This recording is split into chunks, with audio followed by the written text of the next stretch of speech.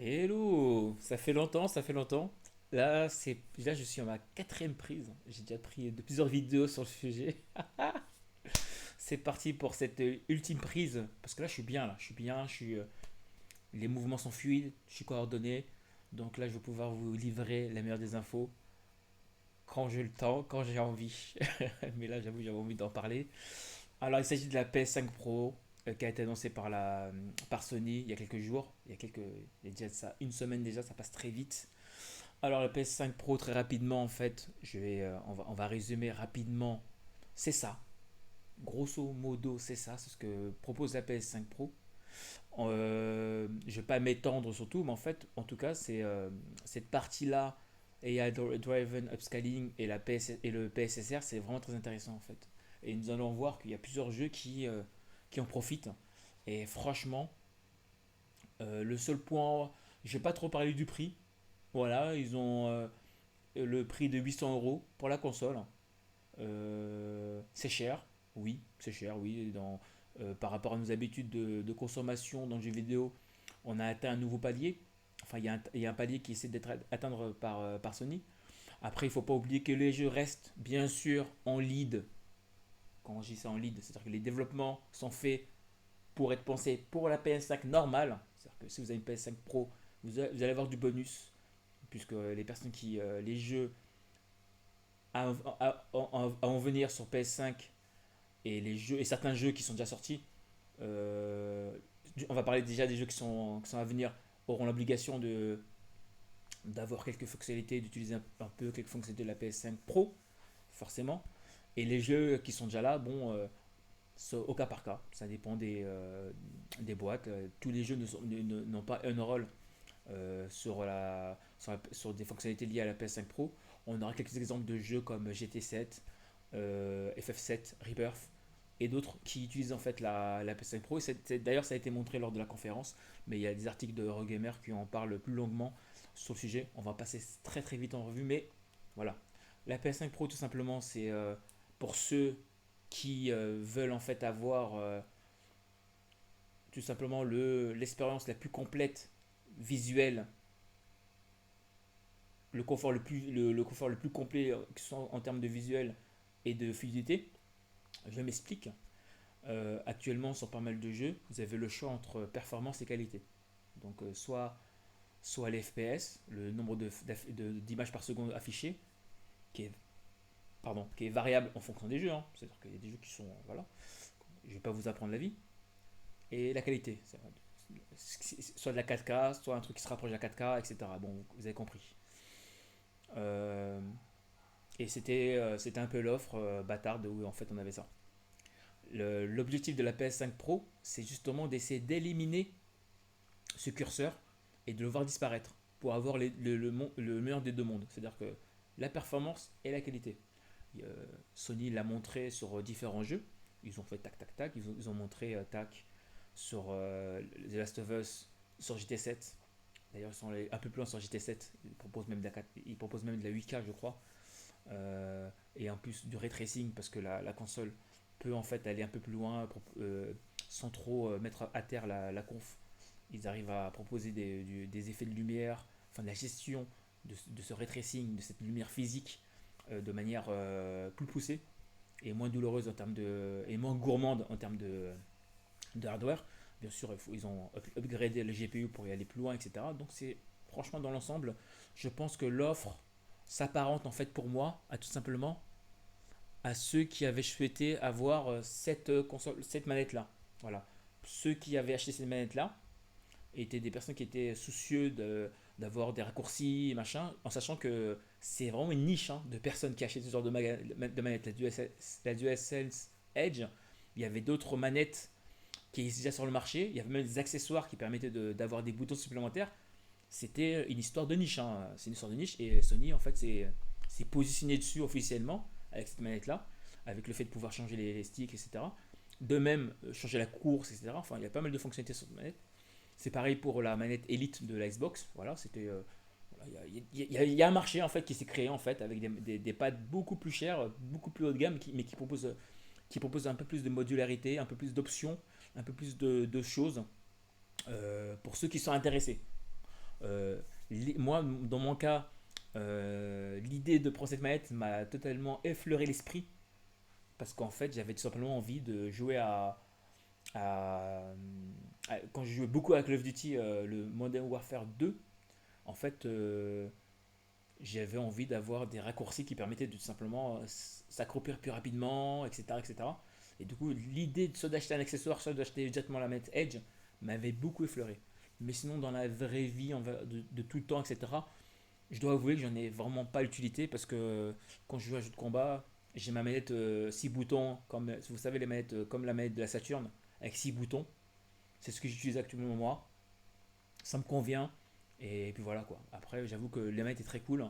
Pourquoi pas un jour craquer sur cette manette là parce que j'aime beaucoup l'offre. J'aime beaucoup l'offre, mais en toute honnêteté, j'en ai pas forcément l'utilité de ouf parce que finalement, pour tout ce que je joue comme jeu, voilà.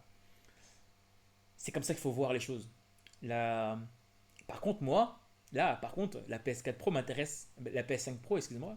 La PS5 Pro m'intéresse énormément. Elle est chère, ok, ben, ça fait partie du game. Ils proposent. Euh, on va dire que le fait de cette décoincer niveau prix, ça permet d'avoir un objet quand même beaucoup plus ambitieux en termes de livraison. C'est-à-dire que peut-être qu'avec ce prix-là, ils ont quand même bossé, quoi. Le PSSR et d'autres choses, sont des choses qui sont pas gratuites en termes de R&D. Donc, on paye l'effort, on paye l'effort, on paye le confort. Après, bien sûr, le prix est aussi une marque de positionnement sur le marché. Peut-être que si la console cartonne sur cartonne de malade, je ne pense pas, hein, d'après ce qu'on a vu sur la PS4 Pro, je ne pense pas qu'il y aura des gens qui vont aller migrer massivement sur cette console-là. Je ne pense pas. Après, si c'est le cas, c'est tant mieux. C'est-à-dire qu'on aura des jeux qui seront potentiellement un peu plus pensés pour la PS4, pour la PS5 Pro. Voilà, les développeurs vont aller prendre plus de temps à aller chercher des trucs sympathiques à nous livrer pour la PS5 Pro. Donc c'est cool. Et tant mieux. Et en fait, ce qui est bien avec ça, c'est qu'on aura de base, vu que la console, les jeux sont faits pour la PS5 normale, hein, automatiquement, ben en fait, on aura que du plus sur la PS5 Pro. Je dis pas que ça va être du 4K 60 FPS pour tous les jeux. Je, c'est pas automatique. Ça dépend des jeux, ça dépend des projets. Il faut pas être naïf. Mais en fait, on aura cette volonté d'aller éliminer ce curseur et j'aime beaucoup ça. Et puis bon, j'ai une TV 4K Panasonic sans Android TV. 4K OLED, pardon. J'ai une TV 4K OLED Panasonic sans Android TV. Elle mérite ça. Elle mérite ça, elle est là. Elle mérite ça, quoi, la TV, tu vois. Vous avez vu? Elle mérite ça, quoi. Voilà, non, y a rien à s'offusquer. Je sais que certaines personnes craignent que la console, ce soit le début de console à 800 euros. Écoutez, hein, les smartphones maintenant coûtent quasiment 1000 balles, 1200 balles. C'est vrai que sur le marché des jeux vidéo, en fait, on avait des prix assez stables, que ce soit au niveau des jeux et au niveau des consoles. C'est à la fois cool pour notre porte-monnaie. On va pas, je suis pas heureux de payer plus cher, mais d'un autre côté, voilà. Surtout qu'en fait, c'est vrai que si on ajoute le disque dur, le lecteur de CD, le lecteur Blu-ray, on en est à quasiment 900, on en est à plus de 920 euros. Donc avec le socle, obligatoire, pour moi, obligatoire. On en est à 950 euros, ce qui n'est pas négligeable. Bien sûr, c'est pas un coût négligeable. Écoutez, hein, c'est comme ça. Je pense pas qu'on va, je pense pas à part, même s'il y a GTA 6 qui arrive, hein, je ne pense pas que ce jeu, par exemple, puisse en fait tout simplement créer euh, ce, ce- ce- cette migration vers le. Tout d'un coup, les gens vont se précipiter pour aller chercher en fait le must. Je crois pas. Je pense pas que les gens vont aller tout d'un coup se précipiter vers la version la plus solide des PS5 parce que GTA 6 tournera mieux sur PS5 Pro. C'est sûr qu'il tournera mieux, mais je pense pas que ça va créer une migration massive. Il y aura, ça va en vendre, mais je pense pas qu'il y ait une migration. Après, je suis peut-être en train de sous-estimer en fait l'impact de GTA 6, mais c'est sûr qu'il va en vendre des tonnes des consoles et des jeux. Ça va partir comme des petits pains, c'est sûr. On verra bien. Après, si c'est le cas, effectivement, on aura passé un cap dans le jeu vidéo. Il faudra penser que potentiellement, les consoles vont coûter plus cher. Voilà, il faut pas l'oublier. Et ouais, bah, pour moi, c'est comme ça. Je n'ai pas de problème avec ça. Et je pense que ça peut être aussi le début de. Outre d'avoir des marges supérieures, j'espère que ce sera le début d'avoir des consoles toujours un peu plus ambitieuses en termes de puissance, en termes de rendu, pour nous faire kiffer, quoi. Parce qu'au final, s'ils peuvent la faire payer plus cher et que ça passe, potentiellement, bien sûr, potentiellement, outre les marges, ils auront la capacité de faire des trucs encore mieux. Le haut de gamme amène des choses haut de gamme aussi. C'est aussi ça en fait. Dans le luxe, quand vous arrivez à rentrer dans le luxe par exemple, vous avez, outre les marches plus confortables, vous avez les coups des franches pour aller faire des trucs encore plus dingues. Vous avez encore plus de. Vous avez des propositions, vous avez la liberté. C'est ce qui vous procure le luxe. Vous avez les libertés de faire des projets encore plus dingues et du coup de renvoyer encore plus de force. Les clients vous en renvoient plus de force parce que vous êtes libre en fait. On ne parle pas de thunes là. On est là, on est entre nous. Vous avez des projets cool. Vous allez encore plus loin dans votre délire. C'est ce que les personnes aisées, qui ont les moyens, votre cible aisée, ont la capacité de vous faire transmettre. Et du coup, vous êtes. Voilà. Dans le jeu vidéo, c'est un peu différent. Surtout le jeu vidéo console. Où en fait, par histoire, en fait, et de manière historique, il fallait avoir des prix. Il y avait un plancher. Que ce soit au niveau des jeux, il y avait des prix planchers. Après, les développeurs se sont un peu débrouillés pour. Enfin, les studios se sont débrouillés en fait avec les DLC, avec des packs collecteurs, etc. pour artificiellement en fait faire monter les prix des jeux. Sony en fait n'a pas hésité là pour la PS5 à mettre le jeu sur le store à 80 euros. Pas, pas les couilles. Ils ont mis ça à 80 € parce que oui, les gars, ça coûte plus cher hein, de faire des jeux, hein, c'est tout. Hein, c'est aussi une réalité quoi. C'est que 80 € un jeu, je trouve que pour certains jeux c'est pas cher payé quoi. Il y a des jeux vraiment, les mecs ils ont passé 5 ans, 6 ans avec des centaines de personnes, etc. Après, euh, après je suis libéral, hein. Donc les prix, je ne vais pas chialer si vous ne l'achetez pas, parce qu'il y a eu 100 personnes qui ont travaillé sur un jeu, etc. C'est que le prix n'était pas le bon, c'est tout. Hein. Vous êtes à la fin, c'est les consommateurs qui décident, et c'est eux qui donnent le là sur le seuil acceptable pour les clients. Et du coup, l'industrie, tous les services se mettent en fait en accord avec ce qui est acceptable pour le client, par le client. Donc si massivement les gens achètent des jeux à 200 €, le prix sera 200 € pour les jeux. Point barre. Voilà. C'est comme ça. Donc j'ai pas de. Voilà, j'ai une attitude un peu plus nuancée. Il y aura pas d'envolée lyrique à la con. Il n'y aura pas de peur niche. Voilà, c'est les gens qui décident.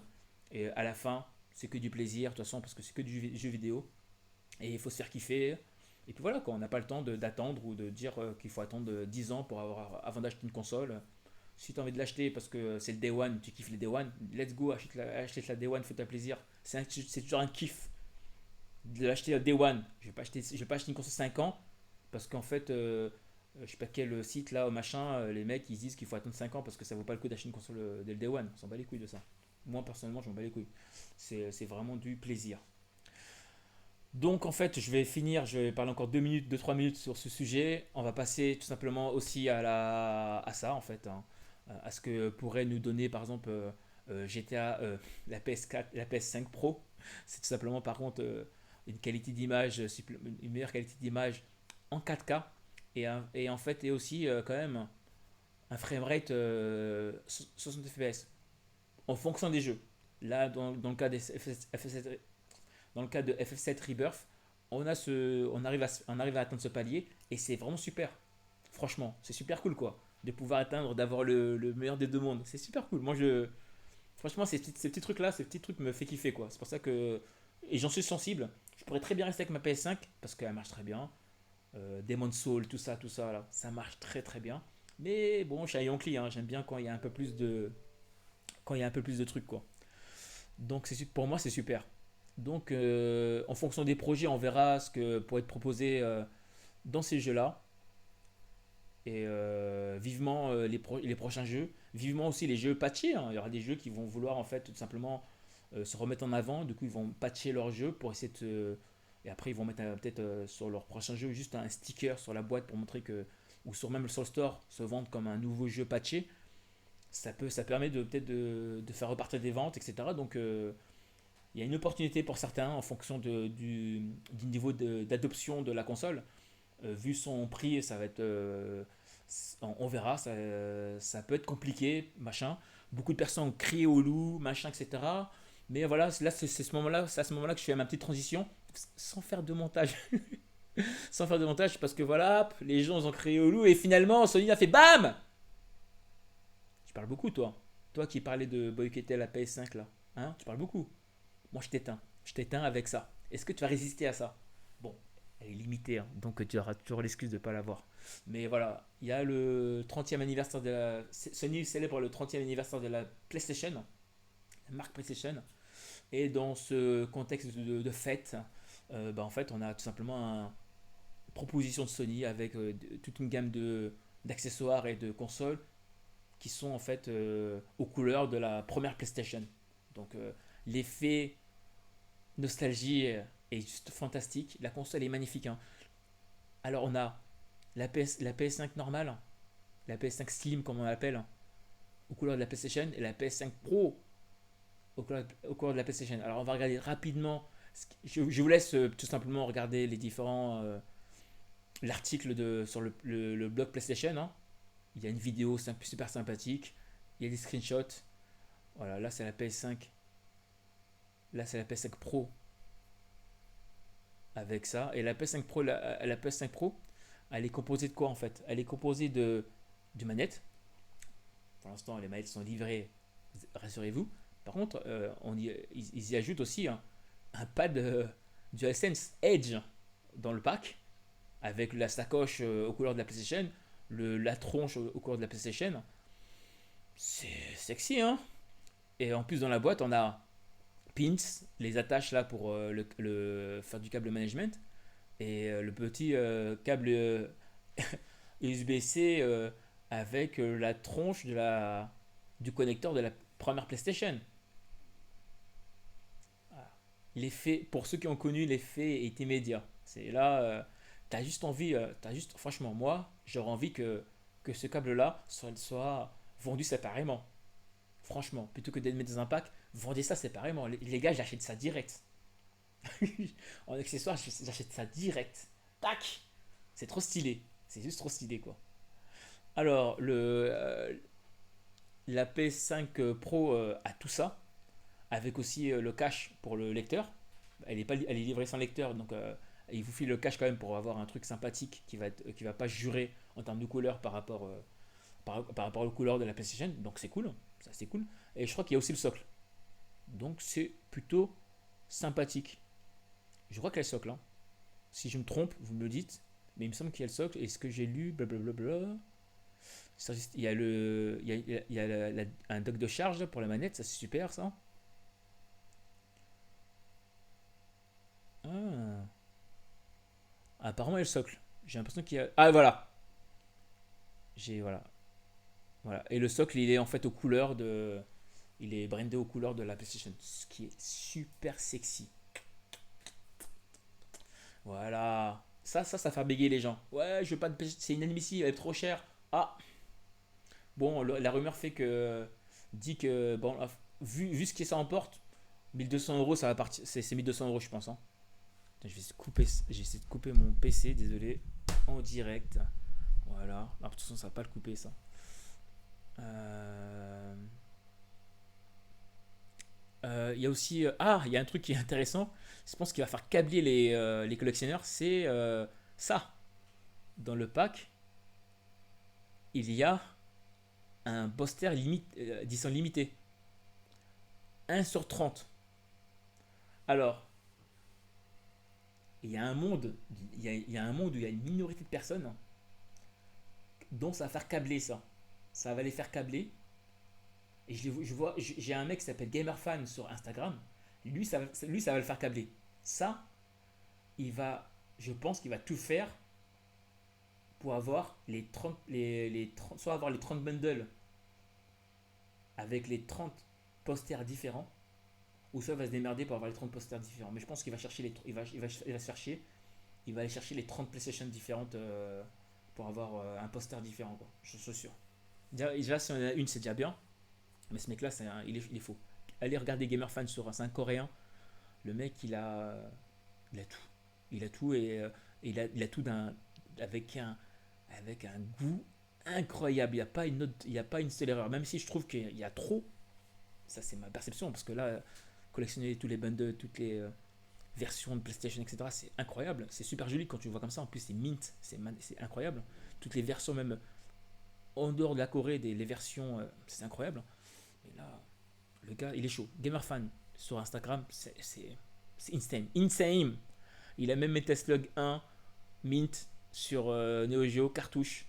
Et pour Flex, quand il présente le jeu, il le sort d'un coffre-fort pour te montrer que Metaslug, je crois que Metaslug ça vaut maintenant 10 000 euros, voire 20 000 euros maintenant.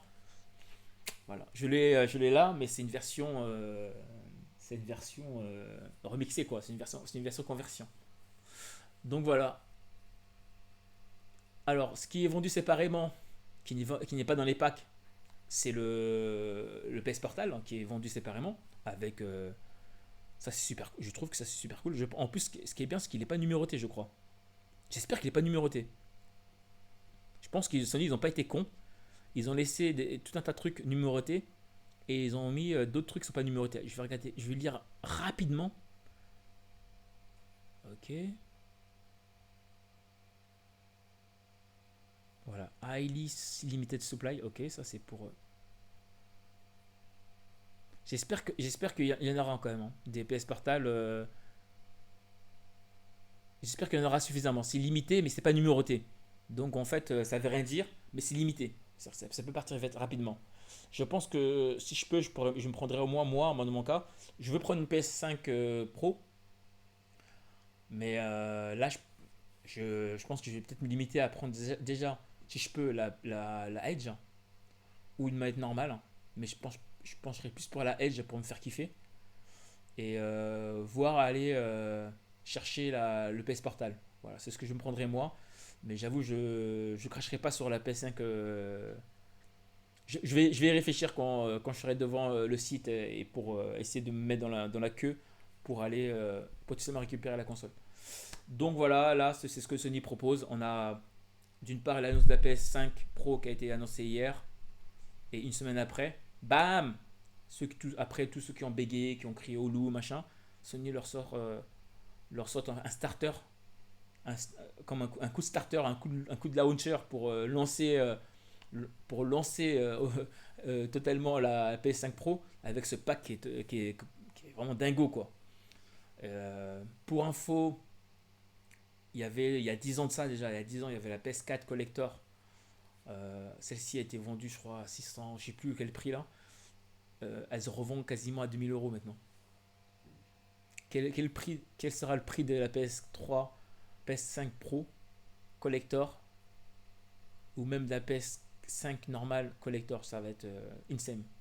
Celle-ci, si c'est pas dans quelques années, si c'est pas 2500 euros, 3000 euros, parce que là, vraiment, elle est vraiment magnifique. Voilà. Donc voilà, c'était tout. C'était tout pour aujourd'hui. J'espère faire d'autres vidéos le plus rapidement possible. Suivez-moi sur Instagram. Non, je ne vous donne pas mon compte Instagram. Non, suivez-moi sur Twitch. Des fois, je lance des games sur Twitch. Adams Vibe, attaché, Adams Vibe sur Twitch. Je mettrai ça peut-être dans la description, si j'y pense. Je mettrai ça dans la description, comme ça vous allez pouvoir me suivre sur Twitch. Et des fois, je lance des games de jeux comme ça. Voilà, si vous voulez regarder un peu, si vous posez des questions, et si vous voulez aussi commencer à avoir le haki du bon goût. Bon, allez, je me casse. Salut.